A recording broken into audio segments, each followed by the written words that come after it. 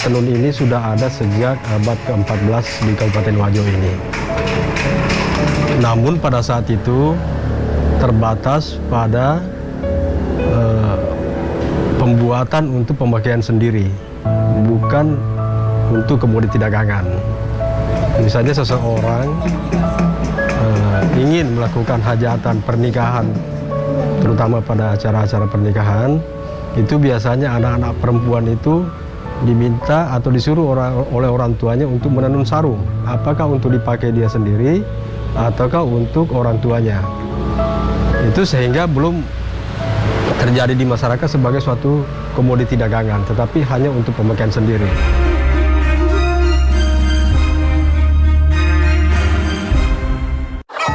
Tak terasa tahun demi tahun telah berlalu.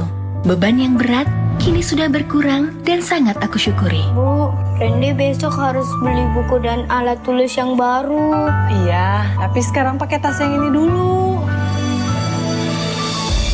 Bu, sekarang Randy udah bisa beli buku dan tas, Bu. Dengan ini. Tidak ada hal yang paling membanggakan selain melihat anak memiliki semangat tinggi untuk terus bersekolah. Bu, Ya,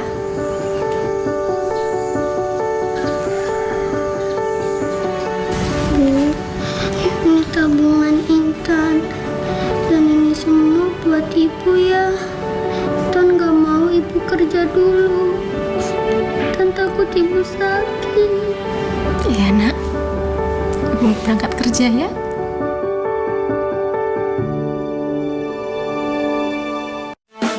Cuci tangan itu penting untuk mencegah datangnya penyakit.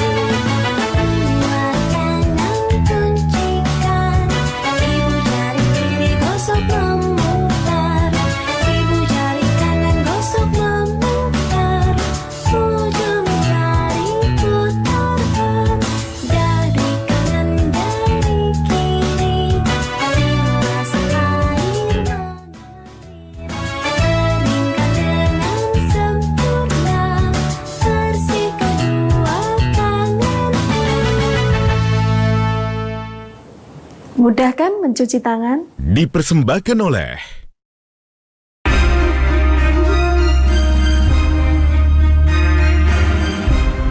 Sejarah tentang tenun sutra sengkang tidak dapat dipisahkan dari peran perempuan Bugis dalam keluarga.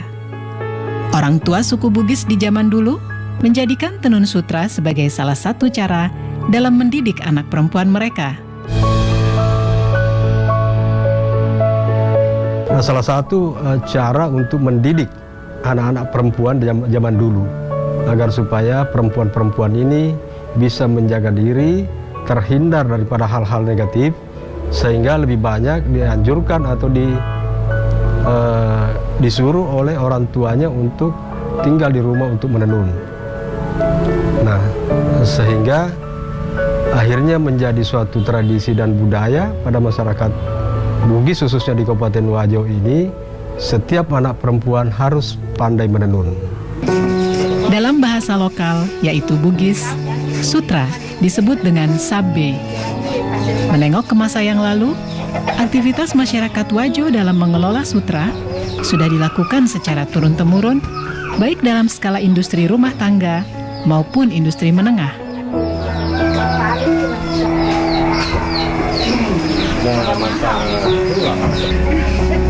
Proses pembuatan kain sutra membutuhkan waktu yang cukup lama dan melibatkan sedikitnya 15 orang dalam satu kali tahapan pembuatan kain.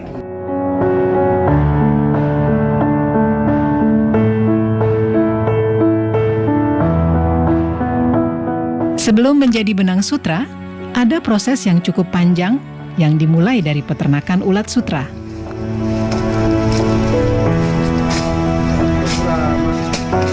Proses ini mulai dari pemeliharaan ulat sutra, proses menjadi kokon, hingga akhirnya menjadi benang sutra yang siap ditenun menjadi sehelai kain. Kita dapat telur dari Verhutani sesuai dengan pesanan. Contoh ini tempat telurnya dan menetas, misalnya penetasan tanggal 1. Ini menetas baru 3 hari makan, dikasih makan dengan daun murbei. Ada memang khusus daun murbei itu. Baru 3 hari makan, baru ada instar pertama. Artinya tidur. Instar pertama itu 2 kali 24 jam. Ulatnya tidur itu tidak makan. Baru setelah instar pertama makan lagi selama 2 hari. Masuk instar 2. Begitu seterusnya sampai instar 4. Ini sudah masuk instar 5. Artinya ini masuk untuk proses pengokonan. Tinggal 3 hari proses pengokonan. Dia akan membungkus dirinya jadi kepompong. Itu seratnya, dia mengeluarkan air liur dari mulutnya. Itu bikin bundaran untuk membungkus dirinya. Dan bundaran itulah disebut kokon, dan itulah yang menjadi sutra.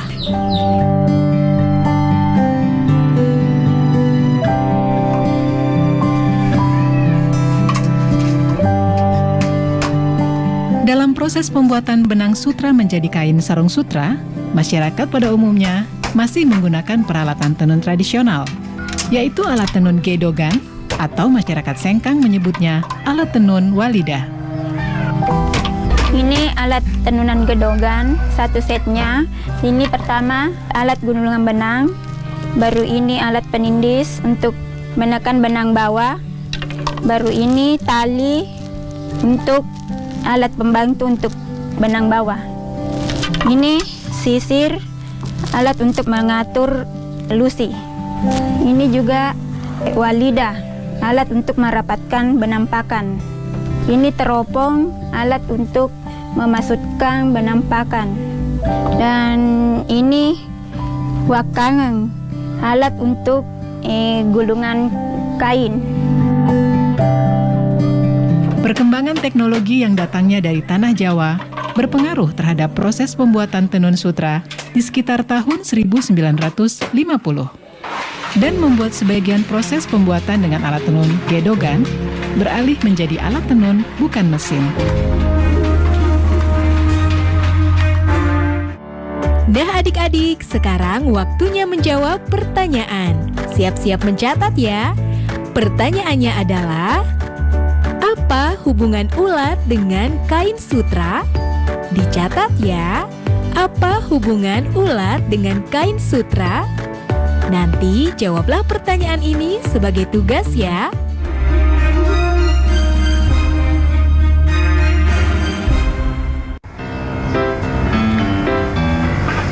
Rumah Belajar merupakan aplikasi yang luar biasa di saat pandemi COVID-19 sekarang ini. Pembelajaran online melalui Rumah Belajar bisa menjadi pilihan terbaik bagi anak-anak bangsa. Sahabat edukasi, dapat mengunduh aplikasi Rumah Belajar melalui Play Store dan kalian juga bisa berkunjung ke web belajarkemendikbud.go.id. Banyak fitur yang bermanfaat yang bisa menemani sahabat edukasi dimanapun berada untuk belajar dan menggali ilmu pengetahuan. Selamat belajar dan tetap semangat. Rumah Belajar, belajar di mana saja, kapan saja, dan dengan siapa saja.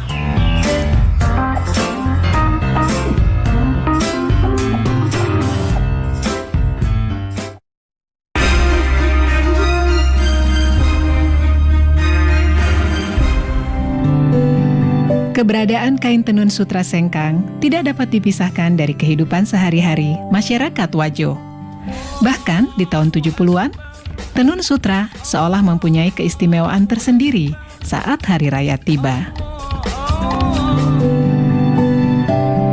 Tidak hanya itu, sutra Sengkang mempunyai nilai simbolik yang sangat tinggi dalam menerjemahkan hubungan suami istri dalam kehidupan masyarakat Wajo.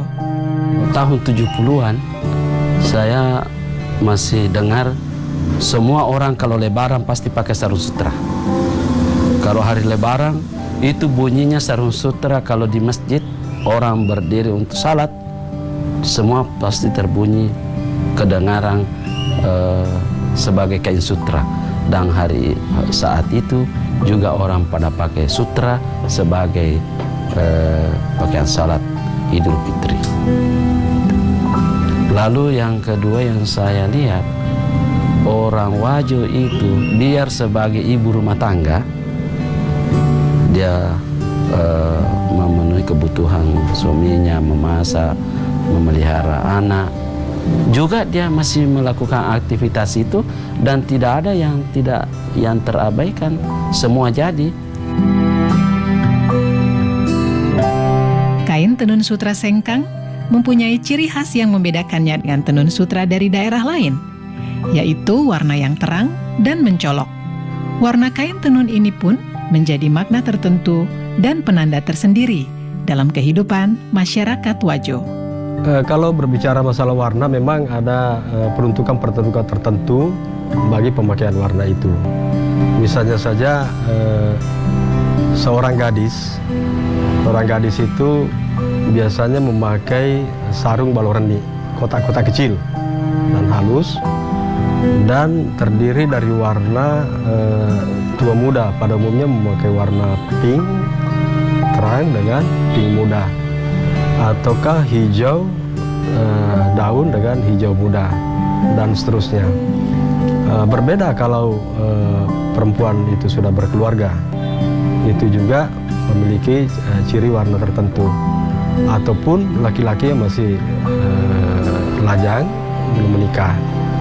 Nah, sehingga pemanfaatan sarung itu pada zaman-zaman yang lampau, pada umumnya keluarga-keluarga jika menghadiri undangan membawa serta keluarga-keluarganya. Jika satu keluarga memiliki anak laki-laki, itu dibawa serta dalam suatu acara pesta pernikahan, dan dipakaikanlah sarung yang menandakan bahwa si anak ini masih bujang. Di keluarga lainnya juga mungkin membawa anak gadisnya yang juga memakai sarung yang menandakan bahwa dia masih masih gadis. Ya, sehingga kadang-kadang terjadi perjodohan setelah acara itu, karena pada saat berkumpul orang-orang sudah bisa melihat, oh si keluarga ini memiliki anak laki-laki yang masih bujang, keluarga ini masih memiliki anak yang masih gadis. Jadi ada warna khusus untuk kalangan bangsawan, warna hijau karatong, kalau di sini kan hijau datu, itu dikhususkan untuk kalangan bangsawan. Ada warna kuning, ada warna merah, ada warna ungu. Itu ada tempat-tempatnya bahwa kalau warna ini, kalangan ini yang bisa, umur sekian yang bisa pakai. Itu dulu, tapi sebagian sekarang masih daerah di Tanah Bugis masih pertahankan itu. Sebagian juga tidak pertahankan lagi. Selain warna, motif khas kain tenun sutra sengkang juga menjadi ciri khas yang telah ada sejak ratusan tahun silam. Meski seiring berjalannya waktu, motif-motif ini mengalami modifikasi. Sebenarnya motif-motif yang tercipta itu tidak terlepas daripada karakter orang Bugis Wajo itu yang berada dalam pemerintahan yang demokratis, walaupun pemerintahan itu kerajaan.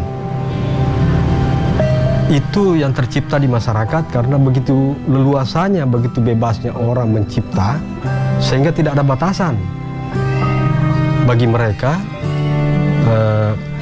seniman-seniman perajin tenun ini untuk mendapatkan inspirasi yang lebih luas lagi, yang kemudian diimplementasikan ataukah dibuat dalam bentuk motif pada tenunan itu.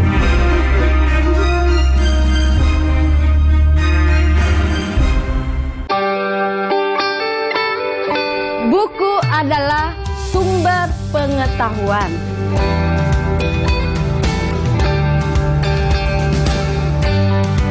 Membaca itu ada gunanya ya? Iya.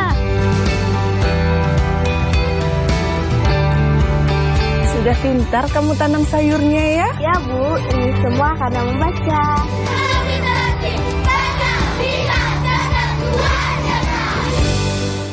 Saya baru berani pulang ke rumah agak lama setelah ada hasil tes. Jadi setelah hasil tesnya bilang saya negatif, oke, saya berani. Tapi tetap saya lakukan social distancing, saya nggak berani dekat-dekat semua. Anak perempuan saya memang relatif dekat dengan saya. Tapi ketika COVID ini ya pengen meluk, tapi ya gimana ya, kita hanya bisa lihat dari jauh dan kemudian ya cuma merentangkan tangan gitu, ya, seolah-olah berpelukan gitu. Suatu waktu saya terima message ya, yang bilang bahwa dia kangen, ya, ngedoain semoga saya baik-baik saja. Dan di situ saya yang merasa, waduh, ya dari sisi tenaga medis ya ini hal yang paling berat sebetulnya.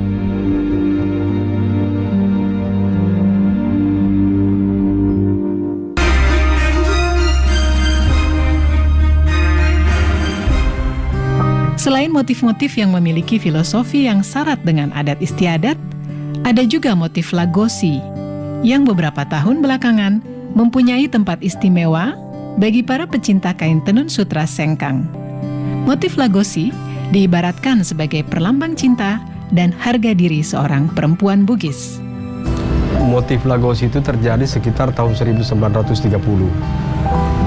Ketika itu secara besar-besaran masyarakat Wajo, kaum lelakinya itu banyak yang merantau, seperti misalnya ke Malaysia, ke Sumatera, di Kalimantan, dan daerah-daerah lainnya. Nah, sehingga perempuan-perempuan yang ditinggal oleh suami untuk menjaga diri, itu melakukan aktivitasnya kebanyakan di rumah dengan menenun. Dari situlah kemudian muncul inspirasi, kerinduan mereka akan kembalinya sang suami, maka ditenunlah motif-motif Lagosi itu yang berbentuk setangkai kembang. Itu perlambang cinta yang terus dijaga, sekalipun bertahun-tahun ditinggal oleh suami. Menjaga kesucian, menjaga harga diri seorang perempuan, saya kira di seluruh Indonesia adalah harga mati juga.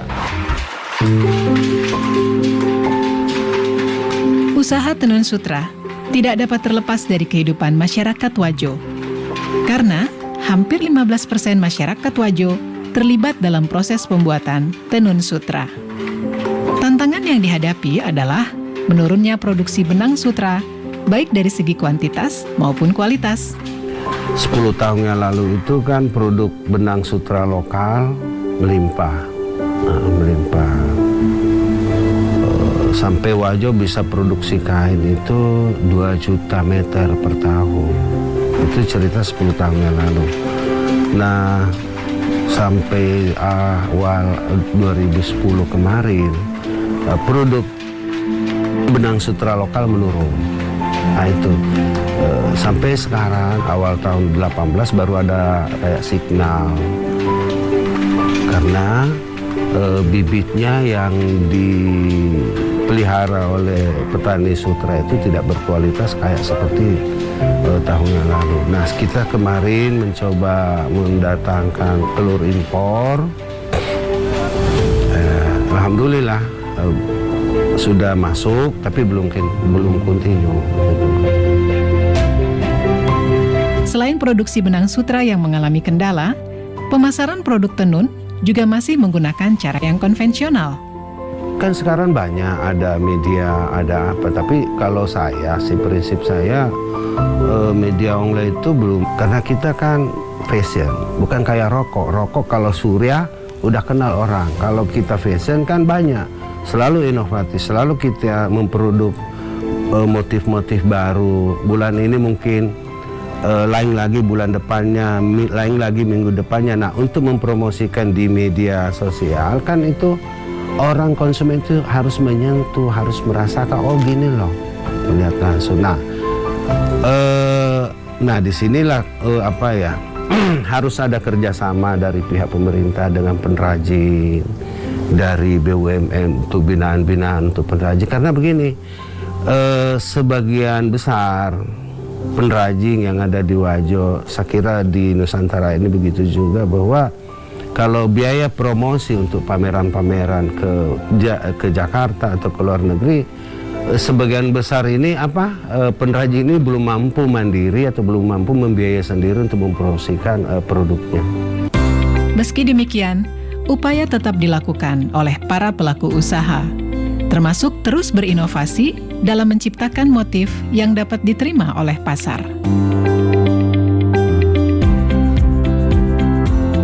Satu hal yang masih sangat melegakan dan menyisakan harapan besar, bahwa sampai saat ini, masyarakat Wajo, baik generasi tua maupun muda, sebagai pewaris kekayaan Nusantara ini, masih sangat mencintai dan menjadikan sutra sengkang sebagai bagian yang tak dapat dipisahkan dalam kehidupan mereka sampai kapanpun.